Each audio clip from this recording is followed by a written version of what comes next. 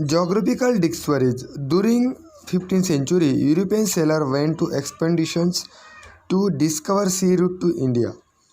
तो 15th century में जो यूरोपियन सेलर थे वो एक्सपेडिशन के लिए, मुहिम के लिए निकल गए थे, क्योंकि उनको जो सी रूट था इंडिया में जाने के लिए वो ढूंढना था।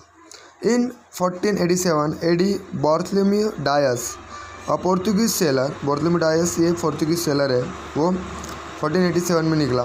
Begin his expedition in search of India but reach the trip of American continent.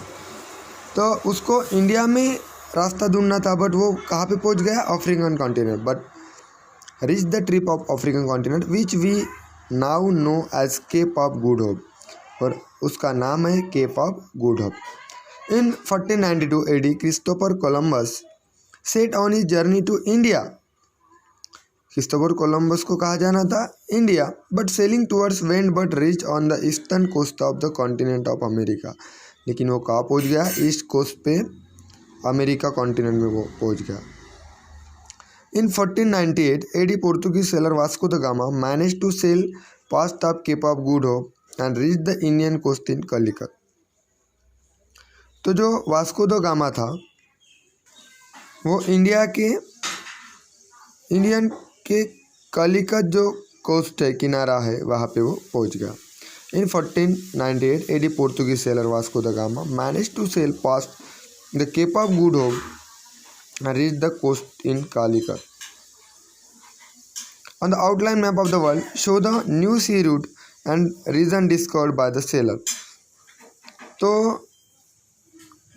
जो हमारा मैप है वहाँ पे तुम्हें जो सी रूट्स है और मिस सेलर ने जो नए सी रूट ढूंढे हुए हैं वो तुम्हें हमारे इंडिया के मैप में दिखाने हैं। Intellectual revolution in Europe, means Europe की वैचारिक क्रांति। तो due to the changes during the Renaissance period, Europe proceed from medieval to modern age. तो जैसे ही रेनेसेंस पीरियड में चेंजेस होने लगे, यूरोप मिडिवल पीरियड से मॉडर्न एज तक पहुंच चुका था। Intellectual revolution took place in the same period, तो उसी टाइम में इंटेलेक्चुअल रिवॉल्यूशन स्टार्ट हो चुका था। The society start stepping out of the past ignorance and blind faith. Society ने क्या किया? जो भी पास्ट इग्नोरेंस थे, मीन्स अज्ञान था, अंधश्रद्धा थी, उसको दूर किया।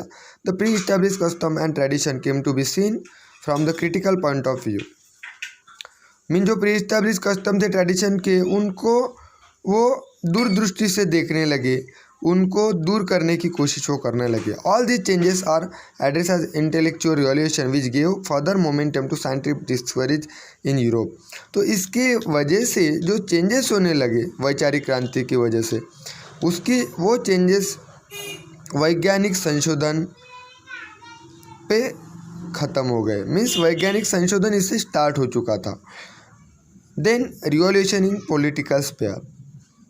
In the early stage of beginning of modern period in Europe, many political changes took place. तो बहुत सारे political changes भी हमें दिखाई दिए due to the various revolutionary events during 18 as well as 19th century.